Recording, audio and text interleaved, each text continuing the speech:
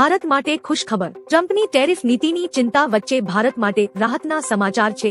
IMFએ નાણાકીય વર્ષ 2025-26 માટે ભારતનો GDP growth rate 70 basis point વધારીને 7.3% કર્યો છે।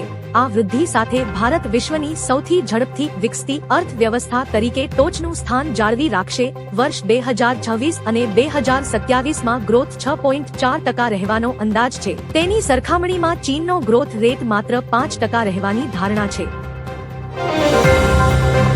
આતંકવાદીઓએ ગ્રેનેડ હુમલો કરતા સેનાના 8 જવાનો ઘાયલ। જમ્મુ કાશ્મીરના કિશ્તવાડમાં આતંકીઓ સાથેની અથડામણમાં સેનાના 8 જવાન ઘાયલ થયા છે। કિશ્તવાડના સોનાર વિસ્તારમાં સેનાનું ઓપરેશન ત્રાસી 1 ચાલી રહ્યું હતું ત્યારે આતંકીઓએ ગ્રેનેડ હુમલો કર્યો હતો। ગંભીર રીતે ઘાયલ 3 જવાનોને સારવાર માટે એરલિફ્ટ કરવામાં આવ્યા છે। સુરક્ષા એજન્સીઓને આ વિસ્તારમાં જૈશ-એ-મોહમ્મદના 2 થી 3 આતંકીઓ છુપાયા હોવાની શંકા છે। નીતિન નવીન ભાજપના રાષ્ટ્રીય અધ્યક્ષ બન્યા। ભાજપના નવા રાષ્ટ્રીય અધ્યક્ષ બન્યા છે। નીતિન નવીન બિનહરીફ ચૂંટાયા છે। તેમણે આ પદ માટે પોતાનું નામાંકન દાખલ કર્યું હતું। નવા પ્રમુખની જાહેરાત મંગળવારે થવાની હતી। નામાંકનનો છેલ્લો દિવસ હતો પરંતુ અન્ય કોઈ ઉમેદવારીપત્રો દાખલ થયા ન હોવાથી તેમને પ્રમુખ તરીકે ચૂંટવામાં આવ્યા છે। ટ્રમ્પની ધમકી બાદ 7 દેશોના સૈનિકો ગ્રીનલેન્ડ પહોંચ્યા। ટ્રમ્પની ગ્રીનલેન્ડ પર કબજો કરવાની ધમકી બાદ યુરોપિયન દેશો એક થયા છે। નાટોના અનેક સભ્ય દેશોએ ઓપરેશન આર્કટિક એન્ડ્યુરન્સ નામની સંયુક્ત લશ્કરી કવાયત શરૂ કરી છે। ફ્રાન્સે 15 સૈનિકો, જર્મનીએ 13 સૈનિકો અને નોર્વે, નેધરલેન્ડ અને ફિનલેન્ડે 2 સૈનિકો તૈનાત કર્યા છે। બ્રિટને એક લશ્કરી અધિકારી મોકલ્યો છે। સ્વીડને પણ તેના સૈનિકો તૈનાત કરવાની પુષ્ટિ કરી છે। ગુજરાત ભાજપને લઈને મોટા સમાચાર। ગુજરાત પ્રદેશ ભાજપ દ્વારા સંગઠનની પ્રદેશ કારોબારીની જાહેરાત કરવામાં આવી છે। 1 જાન્યુઆરીએ પ્રદેશ પ્રમુખ જગદીશ વિશ્વકર્મા દ્વારા પ્રદેશ કારોબારી સભ્યો તથા વિશેષ આમંત્રિત સભ્યોની સંગઠનાત્મક નિમણૂકો જાહેર કરવામાં આવી છે। પ્રદેશ પ્રવક્તા ડોક્ટર અનિલ પટેલે જણાવ્યું કે ભાજપના બંધારણ મુજબ પ્રદેશ કારોબારીમાં કુલ 106 સભ્યો હોય છે જેમાં પ્રદેશ હોદ્દેદારોની અગાઉ જાહેરાત થઈ ગઈ છે।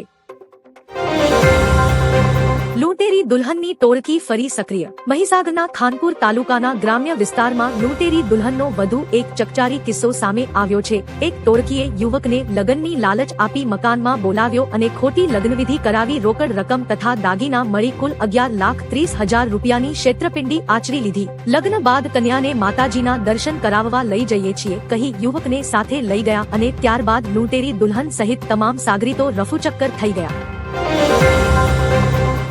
આખા ભારતમાં તબાહી મચાવીશું। પાકિસ્તાની આતંકવાદી સંગઠન LAT-ના કમાન્ડર આમિર ઝિયાનો એક વિડિયો સામે આવ્યો છે જેમાં તેણે ભારતને ખુલ્લેઆમ ધમકી આપી છે। ઝિયાએ ભારતની POK પરના દાવા અને આક્રમક વલણ સામે ઝેર ઓક્યું છે। તેણે કહ્યું છે કે ગાયની પૂજા કરનાર પાડોશી આજે અમને ધમકાવી રહ્યો છે। તેણે કાશ્મીરને આઝાદ કરાવવાની અને આખા ભારતમાં તબાહી મચાવવાની ચેતવણી આપી છે। આ વિડિયો વાયરલ થતા સુરક્ષા એજન્સીઓ સતર્ક થઈ ગઈ છે।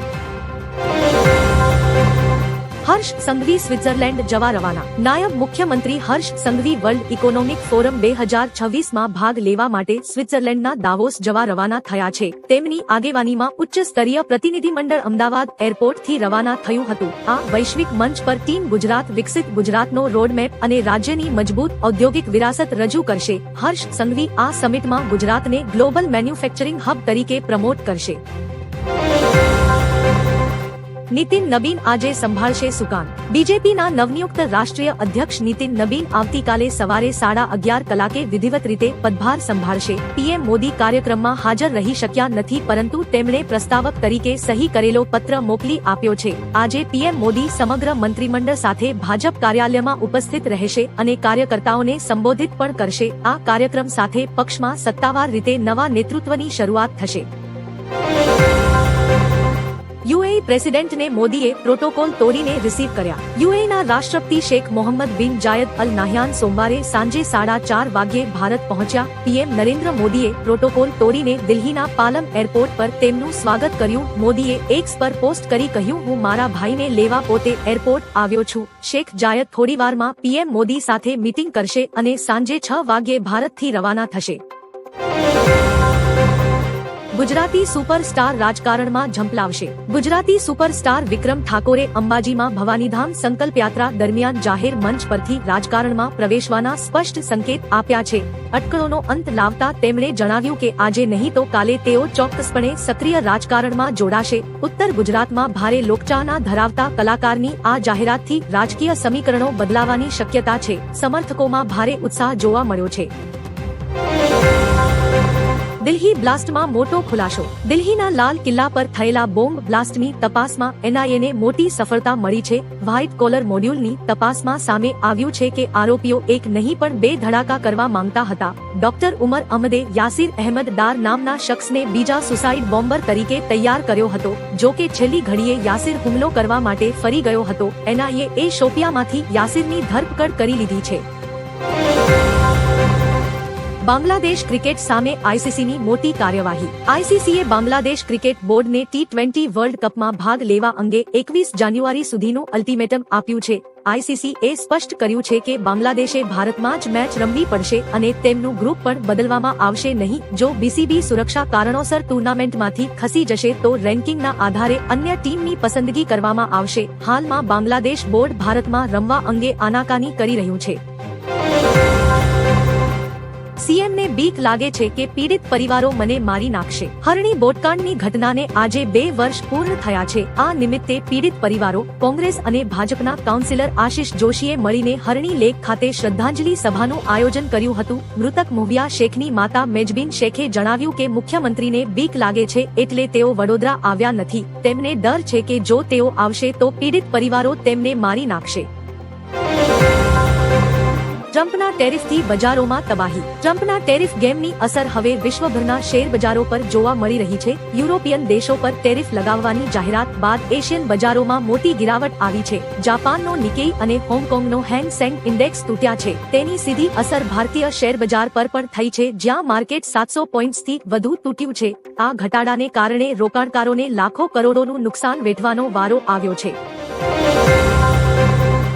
6 કરોડની કિંમતનું કોબરાનું ઝેર પકડાયું. સુરત એસઓજી પોલીસને મોટી સફળતા મળી છે. ગુજરાતમાં પ્રથમ વખત 5.85 કરોડ રૂપિયાની કિંમતનું કોબરા સાપનું ઝેર ઝડપી પાડવામાં આવ્યું છે. આ મામલે લસકાણા વિસ્તારમાંથી 7 આરોપીઓ મનસુખ દિન્યા, ચીમન ભુવા, સમીર પંચાલ, પ્રવીણ શાહ, કેતન શાહ, મકરંદ કુલકર્ણી અને પ્રશાંત સાહનીની ધરપકડ કરવામાં આવી છે.